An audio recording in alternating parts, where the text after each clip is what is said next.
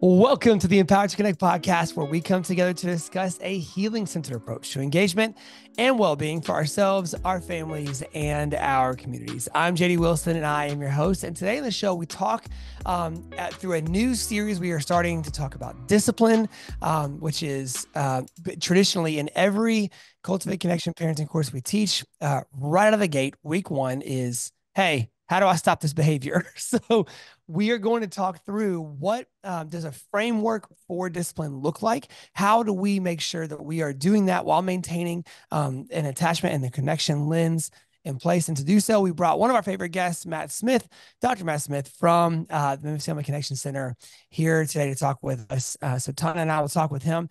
This is going to be a great episode for you to begin helping to think through. You might have friends who are just starting their parenting journey here, and they are going, hey, I get I maintain connection. I don't even know how to do that while also, holding inappropriate behaviors in check or disciplining as a whole in our house. And so today might be a great episode for you to share with those folks. And so without any further ado, here they are now, Matt Smith, Ton Ottinger, and myself talking about discipline. All right. Well, as I said in the introduction, we've got Dr. Matt Smith here and Tana with us. And I'm pointing as if you can see them on either side of my screen like I can. But here. yeah, they're here. And we are really excited to talk today about this. This is, as mentioned in the introduction, guys, like every parenting course we teach, this is one of the first questions. And I will just say it usually is a dad, not to overly stereotype, but it is, who will say, yeah. Okay. We got to make them like us. And then how do I punish them? So, the goal obviously behind that question is, we know intrinsically as parents, there's got to be, a teaching element and a correcting element when inappropriate behavior or action is expressed. No, none of us are arguing that. Like, that is a non-negotiable. Like, we do not want our kids growing up learning a wrong view of what's appropriate in the world as a human being, how to act. Outside of that, once you go past that first step, man, the opinions and the strategies are all over the place. And so we wanted to talk today. So Tana, do you mind kind of laying out the framework for this the way that we do when we introduce this idea, Cultivate Connection? I think what feels, just on a personal note, really fun for me about this particular episode is Matt, Mo and I and you and Laurel have been sort of working hand in hand and teaching parenting classes in Memphis for a long time. Can you tell me off the top of your head how long we've been doing this together, Mr. Dr. Smith? Well, I know that we went through our facilitator training back in 2014. And so I think we taught a class probably early 2015. And then we've collaborated with you guys and other couples that went through the training. So yeah, it's coming up on 9 years, I think, that we've been doing. That's awesome. And what feels particularly fun for me is, the Smiths older, like y'all's children are in the same stage and season of life as the older Ottinger kids. So we have walked through seasons of life together for well over a decade. And I have personally always appreciated the perspective that you and Laurel have brought to the nuanced conversation that we're going to have today around discipline and how to really foster that connection and think about change over the long term. Like, I have deeply appreciated your insight and perspective. In fact, I didn't really think about this particular conversation we're having is one that you and Laurel have often taught when we've taught class. Like, this is the place, this is the seat that y'all sit in to really explore this content and conversation together. So just on a personal note, it's fun to have this conversation with you. So yeah, I think, what if we start by talking about discipline at sort of a high level and the difference between maybe how we would view discipline traditionally and how we might think about discipline under this umbrella of connected parenting and attachment-focused parenting. So how have we reframed discipline as we've sort of think about it through that lens? Yeah, I was just thinking about how, I think most parents are aware that discipline and punishment are not the same thing. They know that there's more to discipline than punishment. But what I feel, I think what I have felt as a dad for many years, and I continue to feel this way, is that, and I will say before I even say this, that this is in error. Okay, I'm in error when I do this. Discipline is either there's two things that come to mind. It's a strategy for compliance. Okay, so I just need you to do what I'm telling you to do right now in this moment. Um, so that's, I'm looking for that compliance. Or the backside of that is I just want my kids to be able to function in the world. So if you will just listen to me and do what I say, then you'll be fine. And Yeah. somehow, if you don't listen to what I say in this moment, then you're not going to be fine. And then I'm not going to be fine. Right. Right. So, you know, so then discipline becomes loaded with all this other stuff. And that's not all of what discipline is.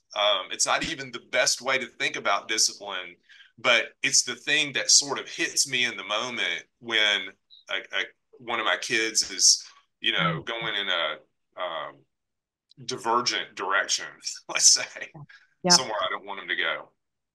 So I think what comes to my mind is how we can think about discipline as this idea of teaching and instruction, and how do we reframe it in a lens where, like, I think it's okay as a parent to sort of want your child to be able to function in the world. Like that is not at the essence of that, like an impure motive, right? Like I think we could all agree that we do feel the responsibility as parents to help shape our children's, you know, behavior. And I think what happens, I love what you said about compliance, because I think this is where we go wrong, is we think if we gain compliance, then we're shaping behavior, and we're not in the long run always shaping behavior. We might be changing the moment, but how is that really getting us where we want to go?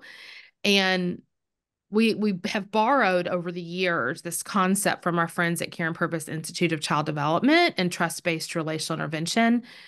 This idea of 3 C's and 3 D's as a framework for thinking about correction. So let's talk about that and like apply that with this concept in mind. How do we move towards um, addressing behavior with 3 C's and 3 D's in mind? So do you want to start kind of talking through what some of that is, Matt? Yeah, so we talk about the difference between distancing strategies and connecting strategies, right?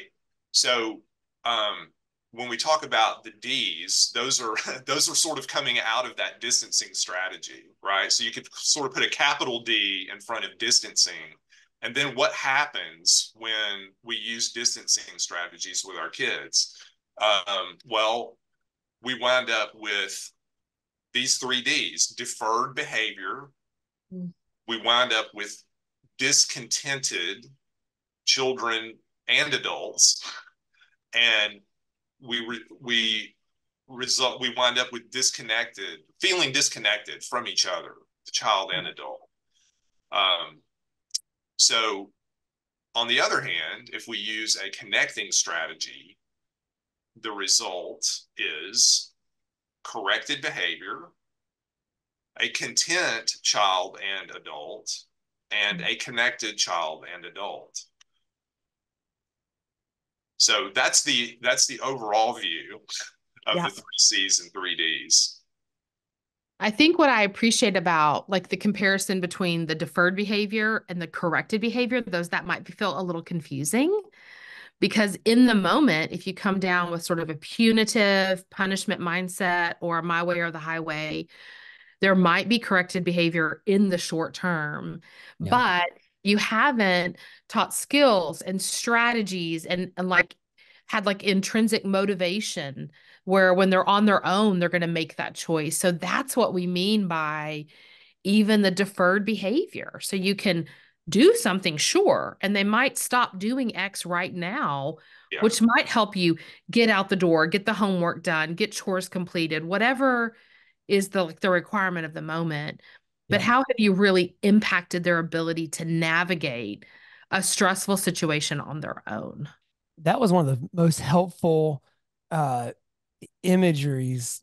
Would that be one of the most, Images? most helpful, A like, yeah, point of mental imagery for pictures? you? Yeah. Yeah, one of the most Yeah. helpful mental pictures Yeah. for me was Yeah. the picture of deferral, because I think in my mind I tend to think of, well, yeah, I can stop this behavior right now, but I'm not stopping the behavior right now, right? Like there might be a temporary break in that behavior, but there's no shutting off of that stream that's sourcing that behavior. And I think that's the better Yeah. picture is what we're trying to do in addressing behavior through the lens of connection is we're trying to turn the faucet off that is sourcing like this Mhm. whether you want to call it maladaptive or dysregulated like behavior. That stuff is coming from somewhere, and if we don't figure out where it's coming from and help bring healing in those places, it's going to continue flowing. You can build the dam as high as you want, and maybe the most classic picture of this is that I went off to college, having a pretty decent amount of exposure to kind of the regular things that would be temptations in college for a shielded, protected child. And so I got to college somewhat with my eyes open, but I was in a suite with a few other students who are coming from extremely, I would say, overprotected, kind of sheltered places. And they were stepping out of the bubble straight into an environment with almost unfettered access to whatever they would want to get into. And pretty soon after that, about half of them were nuts, just out every night till 4 a.m. because they're the access had never been there. They'd never been taught how to handle any of those other opportunities that were going to exist. And the other half just kind of kept on maintaining a similar lifestyle that they had had back home because they had been taught a paradigm for here's why we don't engage in this, or this. And so I think that that's a very stereotypical example that we have or that I had, but it made sense. Like those of us who had been kind of prepared for those places and opportunities, there was not an overreaction to it. And so we don't want to build the dam so high of deferred behavior that once opportunity comes and there's not the authoritarian rule in place, that it's a free reign into it. Yeah. There's also the sense too in which distancing can often lead to just more dysregulation. Now, you may not see that dysregulation. So if a child is, running around and just acting kind of crazy and you're like, hey, stop that.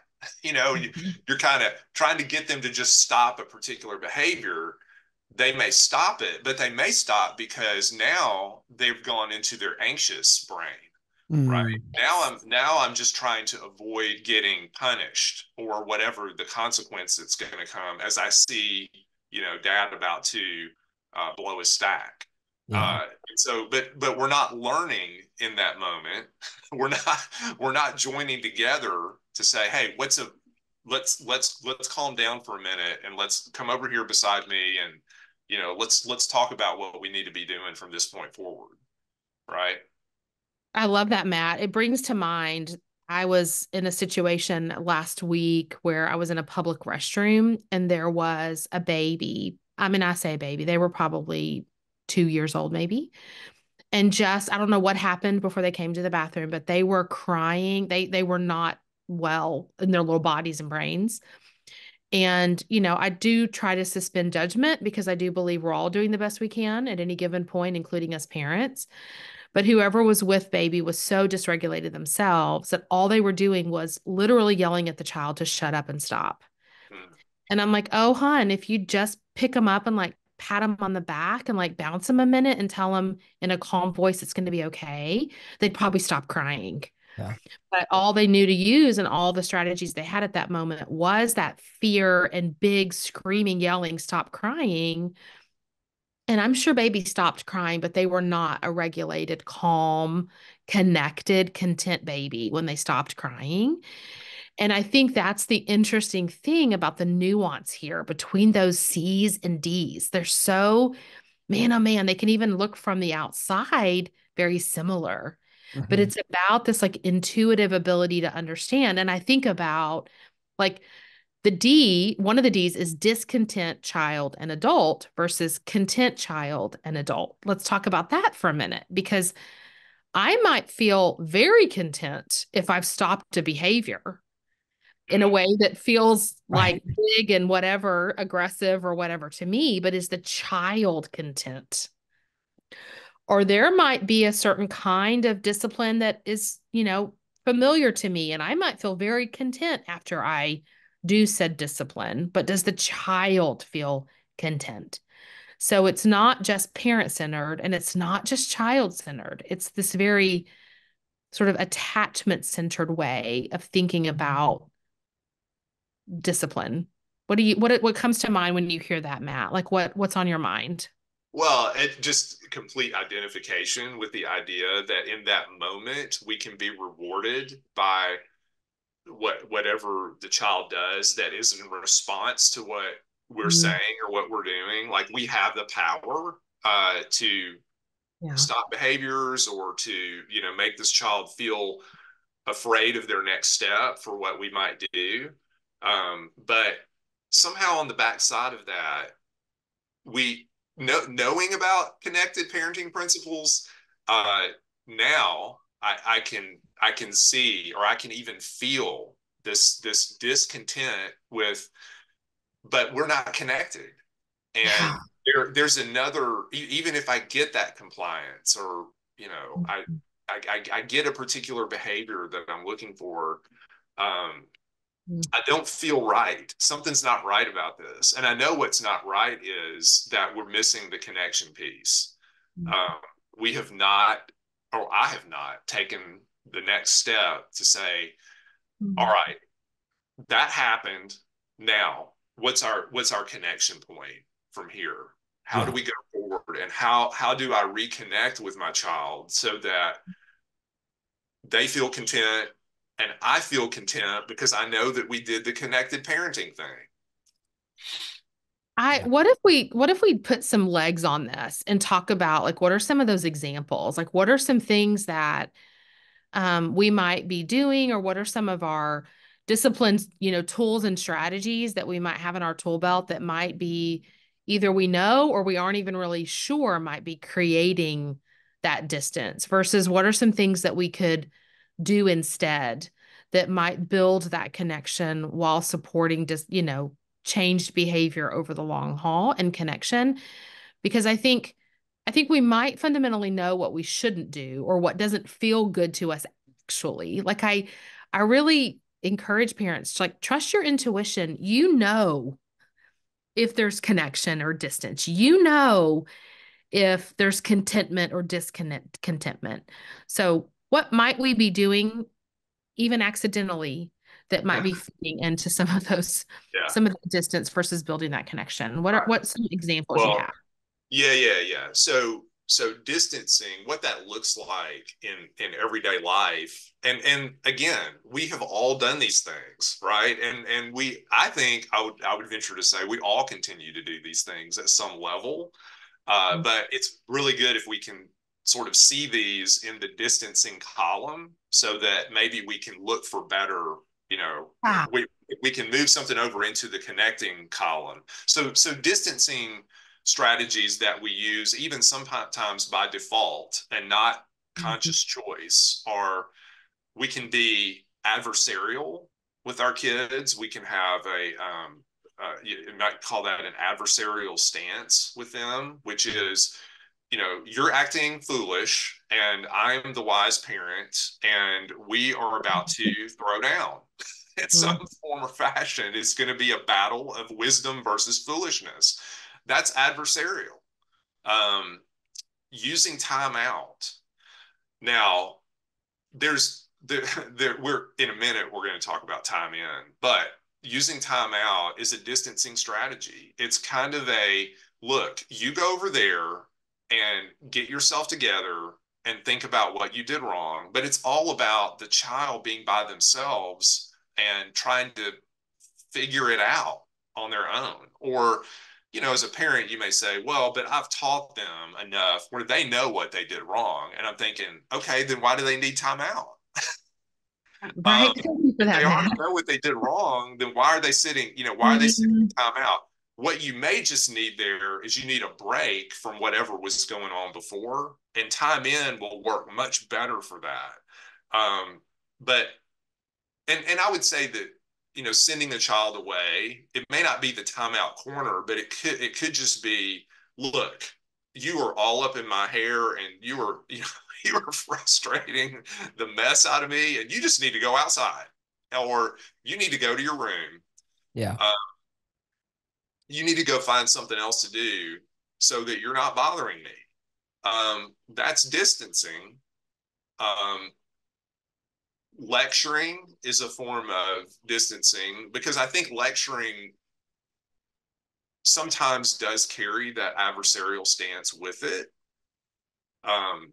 And there's a way to teach without lecturing, but a lot of times we just go straight to that because that's what we experience growing up. And that's what our parents experience growing up. And that's just what parents do. Yeah. Um, And also, what kind of goes with that a lot of times is that when we're lecturing, we're focusing on where our child is failing, Mm. and we want to empower them for success and not focus on failure. I think once we've already gone into this mode of correction with them, they know that something's Mm. wrong. we don't need to we don't Yeah. need to pound that point. So Yeah. Right. yeah, so those are distancing. Those are things we do that are, yeah, in that distancing column. So then the You question is, said, yeah, oh, hold on real quick, Matt. You said something about the adversarial stance, and something that came to my mind as an example of how this might play out with me every now and then. I mean, I'm not saying it does, but it just might every now and then show up, which is a like, who's going to win the argument? I loved how you said like wisdom versus foolishness, but it could also be a scenario where it feels like I have to win here, or sort of my way or the highway, or you don't have voice and choice, or I always know best, or like those are the messages that we might be sending. Like the child is um the opponent. Like the not the problem at hand or the situation isn't something we're working on together, but like you're the problem. I yeah, have to win. And mm-hmm, so that I think there's so many ways our own personal adult stress responses can show up in these 3Ds, right? Like maybe the adversarial stance might be like if you get in a situation and you want to fight it out, or sending Mhm. a child away might be your adult way of fleeing. Like I can't be in this moment with you, like you said, go away. Or like, I wonder what all is happening in us that we could be aware of that might be playing in how we distance ourselves from our children, Yeah. right? yeah, Well, we right, can reframe the adversarial deal to remember that, like, oftentimes we get baited into, I have to win this argument right now because the Yes. kid might challenge you there. But if we could take a nerd nugget and think through the Star Wars, like the Jedi lens, oftentimes, if we can stay in wisdom and not get baited into foolishness, we can remember that it might feel great for a kid to feel like he won an argument as long as the couple things that you needed to address and like course redirect get taken care of. And so there's almost this element of like, you know, letting them be adversarial, letting them be foolish in how they're communicating, and then kind of letting that guide the discussion into my ultimate goal here is connectedness, is healing. And I can let them be adversarial and I can say wise and navigate into the right space. Yep. Like not get, we kind of talk sometimes about like measuring like their intensity without like rising up to whatever's happening there. Like, what does it look like to show up in a way that isn't about winning? Yeah. Or I mean, if you're in this, like, somebody's going to lose if you're trying to win, like, Yeah. right? And Yeah. that is not going to help our children, our teens, our young adults have the skills and strategies to navigate when we're not around, which is your whole point early, JD, right? Like, that's your example. Yeah. We are hoping that in moments of stress or dysregulation or places when our kids are not able to quote unquote do well by whatever is required of the moment, that instead of them feeling like we're out to get them or punish them, Yeah. make them comply, but we're actually there saying, all right, let's come at this scenario collaboratively. Yeah. Which sort of takes us into those C's. Yeah. Right? For sure. Yeah. Yeah. So that's where the connecting strategies come in. So rather than having an adversarial stance, we could have an advocacy stance, which may look like, hey, look, I'm for you. We're on the same team. Let's work together to figure this out. I also like one of the things that just stands out in my mind that Michael Monroe said, that the whole "you are not in trouble," like you can say that, you can say that loud enough so that the child understands. I'm not yelling at you. You are not in trouble, but we got a situation here, and this needs to change. And we're gonna work together to change it. And then, of course, time in is really just an attitude of, even if we're not in the same room, even if we need to take a little break, and you need to go play with Legos while I go empty the dishwasher, we're still in the same emotional and mental space, and we're going to come back together in a few minutes. So why don't you go do that for about 5 minutes, and I'm going to go do this for 5 minutes, and we're just going to let ourselves kind of calm down, and then we're going to talk. That's a form of time in.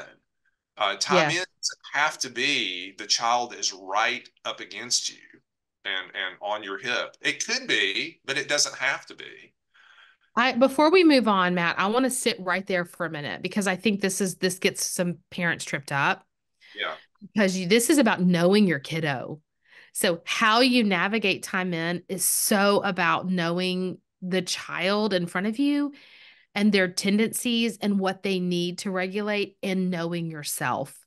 Yes. So negotiating, I love how you said that. You're staying in the same emotional and relational connected space, but you're meeting each other's physiological or nervous system need to find a place of regulation. And it's not about a punishment alone and figuring it out. It's, hey, I'm meeting your needs here. I'm meeting my needs here, and we can do that together. Such a different mindset, right? Yeah. Yeah. And of course the communication is totally different. It's not you go figure that out on your own. It's I'm still with you, even if we're in separate rooms, because we're coming back together. Yes. We have a plan to come back together. Right. And it feels so honoring. I think there's a piece of this that is just, it gets me excited, because I think even allowing proximity to change, like time in isn't about always close proximity. There can be some distance, physical distance.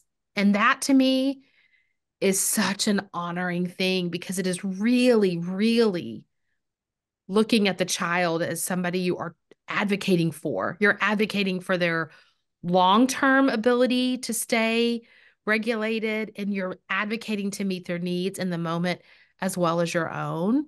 And I remember when this was a massive flip that was switched for us.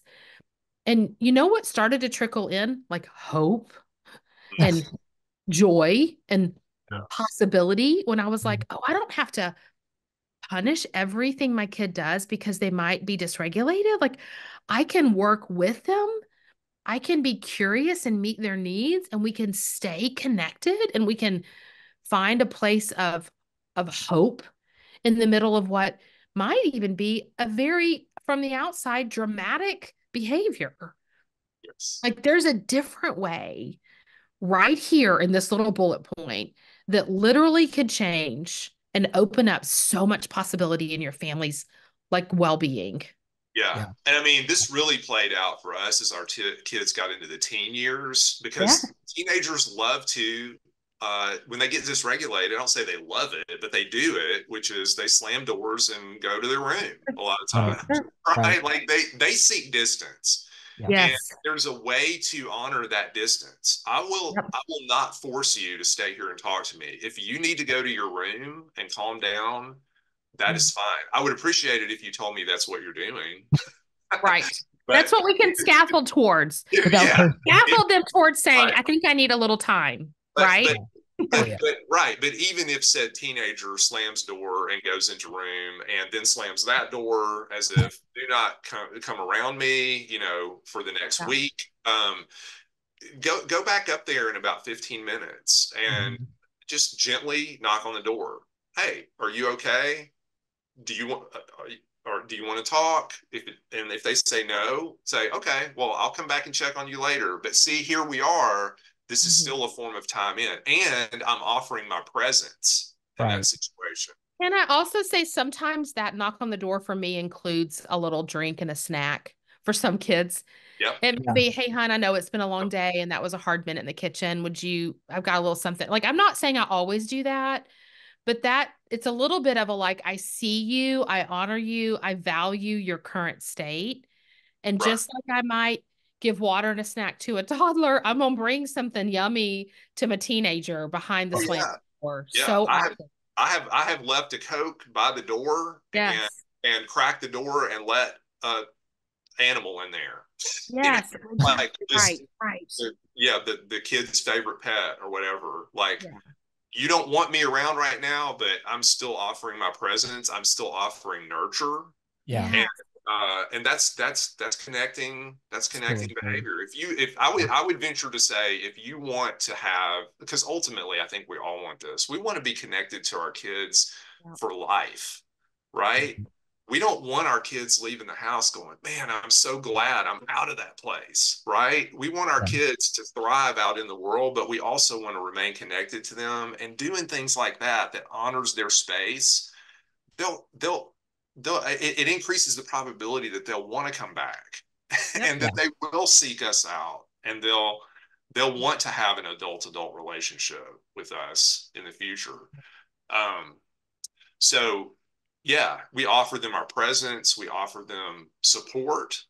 If they're dysregulated, hey, look, I know this is not going well right now. What do you need? What do you need? What can I do? What can I do to help you right now?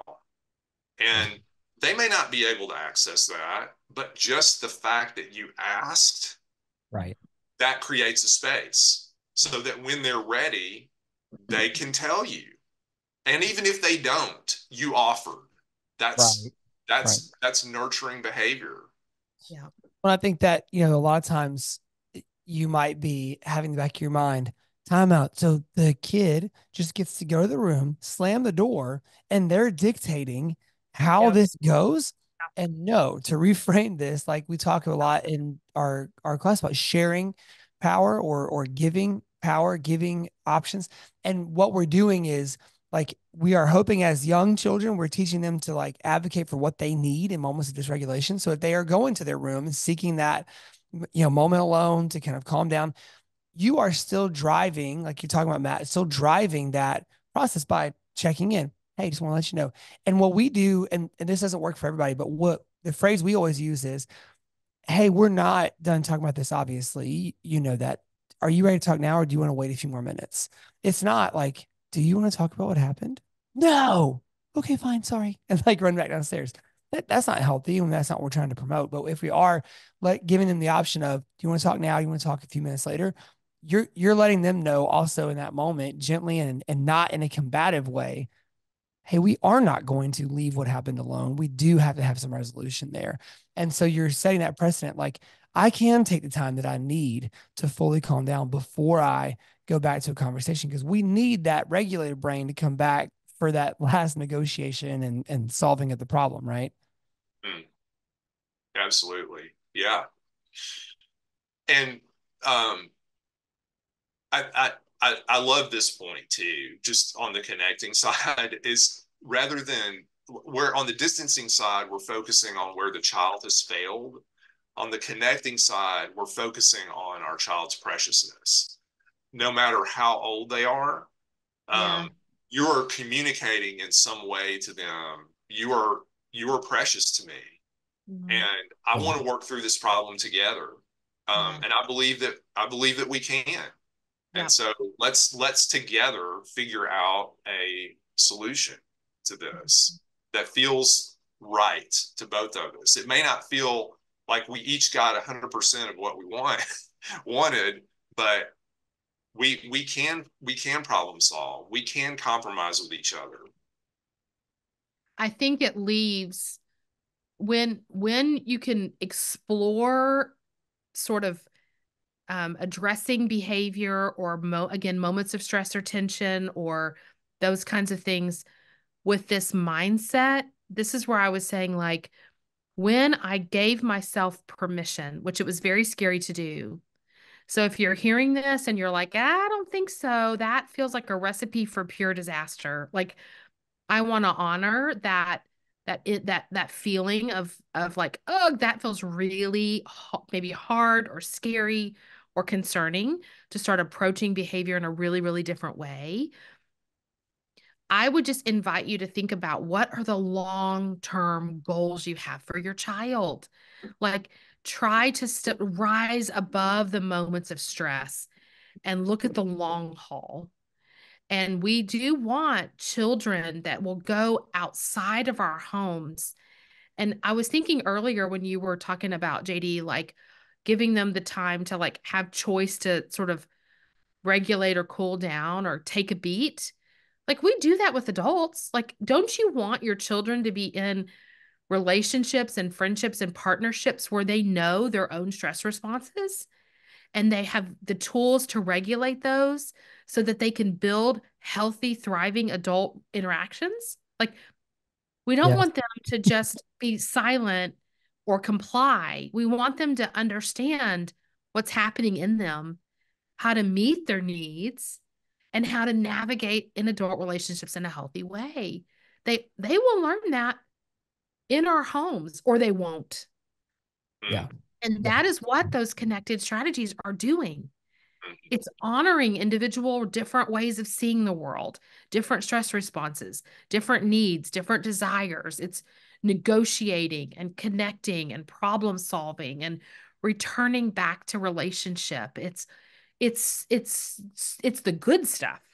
It's the long term change and healing and hope and growth that we want for ourselves. By the way, if you're new to this, you'll have to do some learning about yourself first, or alongside the process too, which is such a good thing. So that, I think that's kind of my closing thought, is like, if you're feeling some reservation, I would I would ask to the best of your ability to like look up a little bit and see beyond the stress of the moment or the stress of the day to what do you really, really want long term. I'm not saying Matt and I are, well, we're seasoned parents who I think both made some significant shifts for similar reasons. So we could offer just a little bit of wisdom. It does not always turn out still the way you want it to. This is not a magic solution. This isn't like an easy way out. This is a long-term investment, but it's worth it. Yeah. yes. It's Yeah. really worth it. Yeah. All right.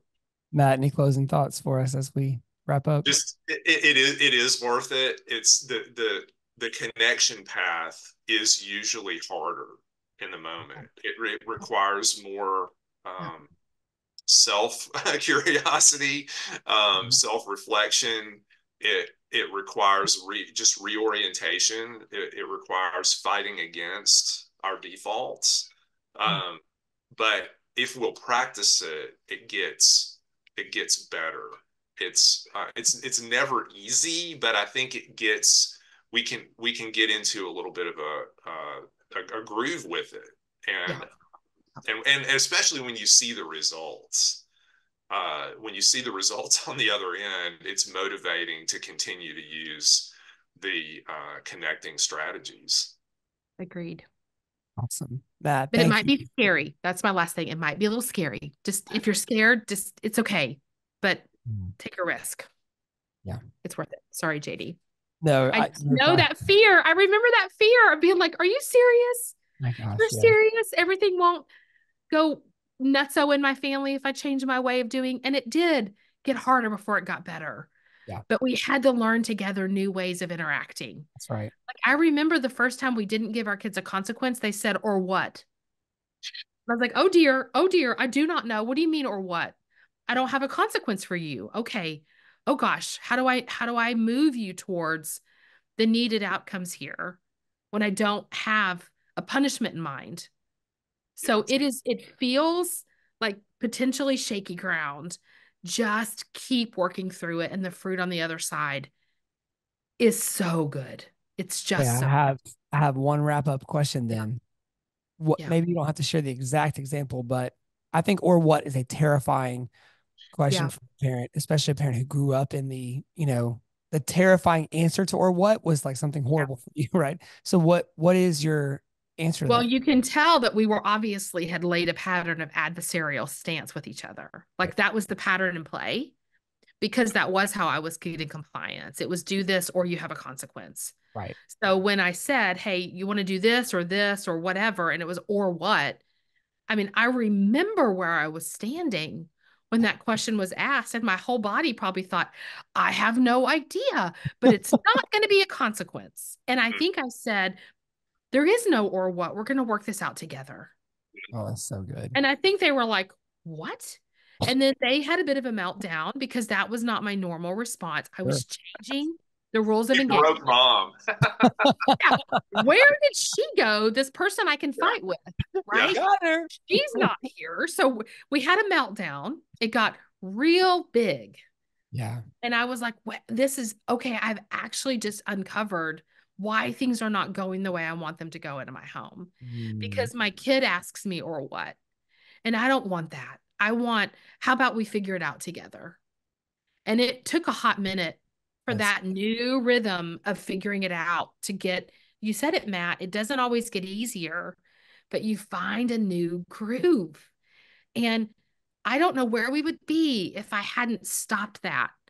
Yeah. Probably over a decade ago and just said, I'm going to come at this moment in a new way and stick with it. It doesn't happen. It doesn't take once or twice or 2 or 3 times. It takes a lot of practice. But when your kid says, or what, you know you're in an adversarial stance. You probably have a little bit of a fighter on your hands, and you might be one too. And you just need to say, hon, there is no or what here. Let's figure out how to move forward together. Yeah. Whoa. That is good. That's a good place for us to wrap today. So guys, thank y'all so much. Appreciate you. Thanks, Matt, for being with us. Yeah, glad to do it.